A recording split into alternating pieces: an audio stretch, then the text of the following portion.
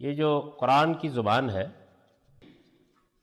میں نے پہلے بھی عرض کیا تھا کہ ہم بات کو بہت طویل کر کے اتناب کے ساتھ، اتناب کا مطلب ہوتا ہے چیز کو بہت پھیلا دینا، اتناب کے ساتھ بیان کرتے ہیں۔ ہم اپنے جملوں کو اس طرح ترتیب دیتے ہیں، اور یہ موجودہ زمانے کا ذوق ہے کہ سامع کو کم سے کم زحمت کرنی پڑے۔ یعنی جیسے جیسے دنیا آگے بڑھ رہی ہے تو تمام زبانوں میں یہ چیز آتی جا رہی ہے، اور یعنی پچھلے 800-700 سال سے یہ سفر جاری ہے کہ بات اس طرح سے کی جائے کہ جو کچھ ہم کہہ رہے ہیں سامع کو اس میں کم سے کم زحمت اٹھانی پڑے۔ آپ جس کو میں کہا کرتا نا کہ ہندی کی چندی کر کے بات بیان کریں، یہ طریقہ ہے، یہ آج کا ذوق یہ ہے۔ قدیم عربوں کا اور عبرانیوں کا اور قدیم ویدوں کے زمانے کا یہ ذوق نہیں ہے۔ وہ کہتے ہیں کہ اگر آپ نے کسی مدعا کو بیان کرنے کے لیے زیادہ الفاظ استعمال کیے ہیں تو آپ اصل میں سامع کی ذہانت پر طنز کر رہے ہیں۔ یعنی وہ ذہین ہے، آپ اتنی بات کہیے نا جتنی یعنی بس پہنچ گئی۔ اب ہم کہتے ہیں نہیں، بات کو واضح کیجئے اور بیان کیجئے، اس کو پورے مقدمات قائم کر کے سمجھائیے۔ یہ ہمارا لکھنے کا بھی انداز ہے، ہمارا بولنے کا بھی انداز یہی ہے، اور یہ چیز بہت عام ہو گئی ہے۔ لیکن اب دیکھیے اس سے کیا مصیبت پڑتی ہے۔ یہ قرآن مجید کی ایک آیت ہے، سورہ بقرہ، آپ کے پاس قرآن ہوگا، سورہ بقرہ کی 189 آیت ہے، یہ 179۔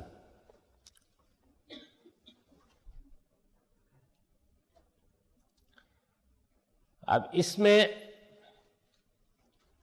ایک چھوٹا سا ٹکڑا ہے، یسألونک عن الأہلہ، یعنی اس میں اگر آپ ملے ہوئے الفاظ کے لحاظ سے دیکھیں تو 3 لفظ ہیں۔ یسألونک، یسألونک کا مطلب عربی میں ہوتا ہے وہ آپ سے پوچھتے ہیں، وہ آپ سے سوال کرتے ہیں۔ یسألونک کا مطلب وہ آپ سے سوال کرتے ہیں۔ ان الأہلہ، ان بالکل اس معنی میں یہاں استعمال ہوا ہے جس معنی میں ہم بولتے ہیں بارے میں، بولتے ہیں نا کہ متعلق، یعنی وہ آپ سے فلاں چیز کے متعلق سوال کرتے ہیں، فلاں چیز کے بارے میں سوال کرتے ہیں۔ تو عربی زبان کو کے متعلق اور بارے میں کہنے کی ضرورت نہیں، ان، یعنی اس قدیم زبان کو اس کی ضرورت نہیں ہے۔ تو یسألونہ کا ان ہو گیا، اور اہلہ جو ہے یہ وہی ہلال ہے نا جو بڑی مشکل سے نظر آتا ہے۔ پوری رویت ہلال کمیٹی بیٹھتی ہے اور کئی دوربینیں لگاتے ہیں تو پھر کہیں نظر آتا ہے، اور پھر بھی نظر نہیں آتا۔ پشاور میں ہر سال مصیبت پڑی ہوتی ہے، ہلال۔ تو اس ہلال کی جمع ہے اہلہ، یعنی عربی زبان میں ہلال پہلے دن کا چاند، اور اس کی جمع کیا بنی؟ اہلہ۔ اور یہ جو یسألونہ کا عن الأہلہ میں الف لام ہے، یہ عربی میں ایسے ہوتا ہے جیسے دی بولتے ہیں انگریزی میں آپ، یعنی یہ ایسے ہی ہے، جیسے انگریزی میں دی ہے ایسے عربی زبان میں الف لام لگ جائے گا۔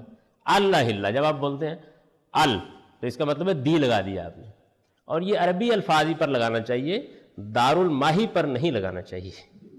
بشیر دار الماہی، ماہی فارسی زبان کا لفظ ہے، بھائی وہ ال کیسے ہو گیا، یہ سمجھ میں نہیں آتا۔ میں پچھلے دنوں، میرا نام ویسے ہی بہت فضول ہے، بہت سے لوگوں نے رکھا ہوتا ہے، پچھلے دنوں ایک بازار میں سے گزرا، میں نے الجاوید جنرل اسٹور، بھائی اس ال کی یہاں کیا، یعنی یہ بھی فارسی نام ہے جاوید، اور وہ الجاوید ہمارے ہاں لوگ، آپ نے سنا المشہور لال کو کی برفی، المشہور، کیسی تکلیف دہ صورتحال ہے۔ المشہور، بھائی اس یہاں الف لام کا تو یہ عربی زبان کا دی ہے جس کی کوئی ضرورت نہیں ہوتی، اردو زبان میں اس کو لگانے کی ضرورت نہیں ہے۔ اردو زبان میں اگر ہمیں یہ بیان کرنا ہو یعنی دی لگانا ہو تو اردو زبان کا طریقہ یہ ہے کہ کچھ نہیں لگاتے،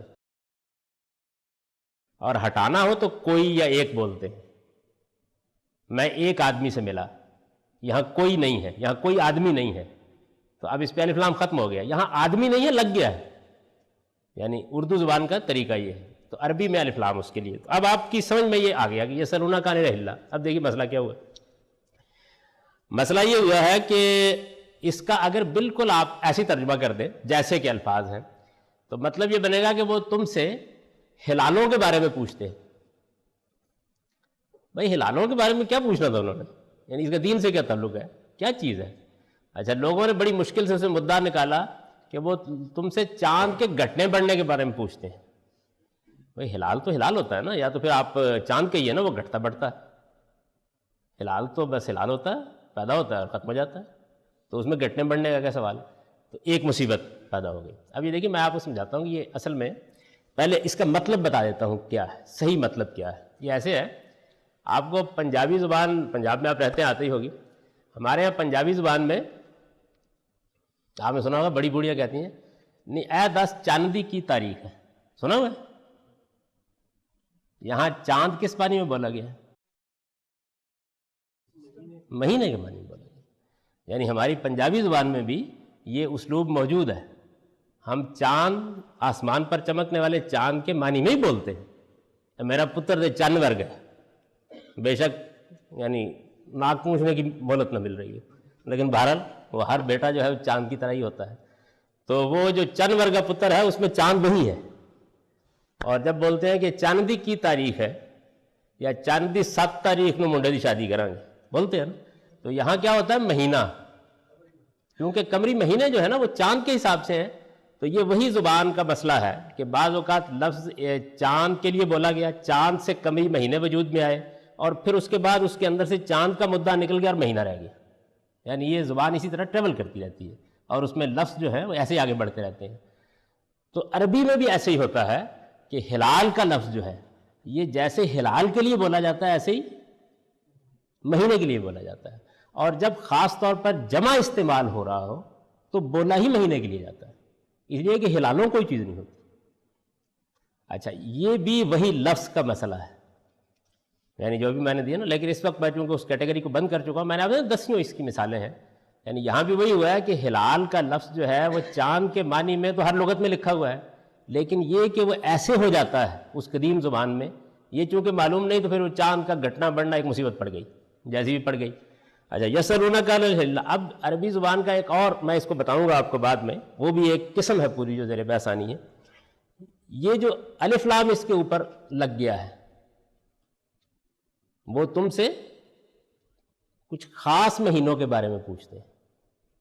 اس نے یہ چیز پیدا کر دی ہے اس کے اندر. یہ کون سے خاص مہینے ہیں جن کے بارے میں پوچھا جا رہا ہے؟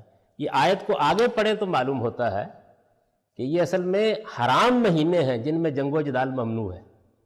اچھا اب آپ اس لحاظ سے اس کا ترجمہ کیجئے. وہ آپ سے حرام مہینوں کے بارے میں پوچھتے ہیں، ان سے کہیے یہ لوگوں کے لیے، لوگوں کی بہبود کے اوقات بھی ہیں اور یہ حج کے ایام بھی ہیں.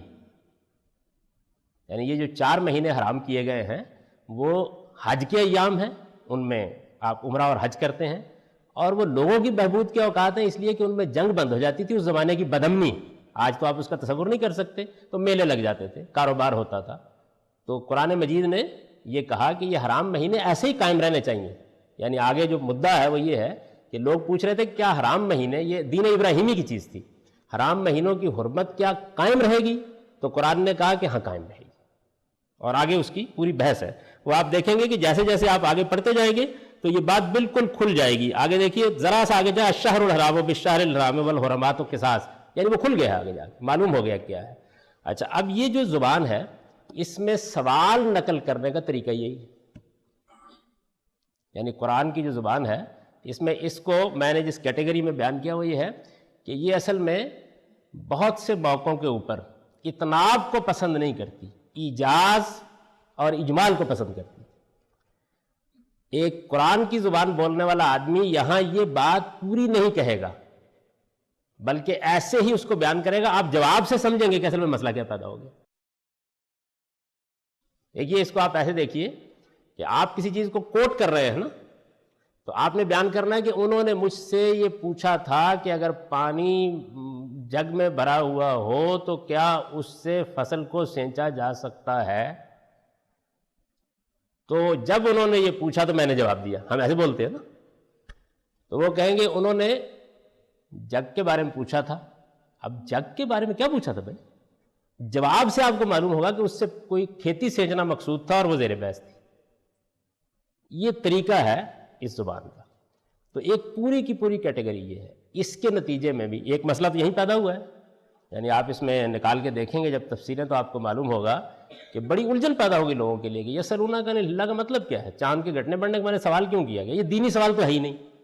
کیا یعنی کوئی فلکیاتی سوال کر دیا تھا لوگوں نے؟ اگر تھا تو قرآن نے اس کو کیوں موضوع بحث بنایا؟ لیکن اگر آپ اس کو آگے سے دیکھیں گے تو معلوم ہوگا کہ اصل میں یہاں پہ چاند کا گھٹنا بڑھنا یا ہلال زیر بحث نہیں ہے، بلکہ قمری مہینے میں، اور اس میں بھی خاص طور پر حرام مہینوں کے بارے میں سوال کیا جا رہا ہے. اور وہ جو یہ خاص طور پر اس طرح سوال نقل کرنے کا طریقہ ہے یہ اب نہیں ہے. یہ قرآن مجید کے بعد کم و بیش یعنی پہلی صدی میں ختم ہو گیا یہ طریقہ. تو قرآن مجید میں بہت سے سوالات نقل ہوئے. یعنی ہوتا یہ ہے کہ بعض اوقات سورہ نازل ہو رہی ہے، لوگ درمیان میں سوال کرنا شروع کر دیتے ہیں. اب وہ اسی طریقے سے نقل کرتا جائے.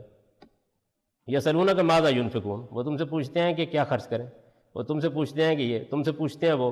اچھا اس میں جو سوال ہے وہ ایسے ہی ہوگا، یعنی بالکل اجمال کے ساتھ دو جملوں میں، دو لفظوں میں، ایک لفظ میں بات بیان کر دی جائے.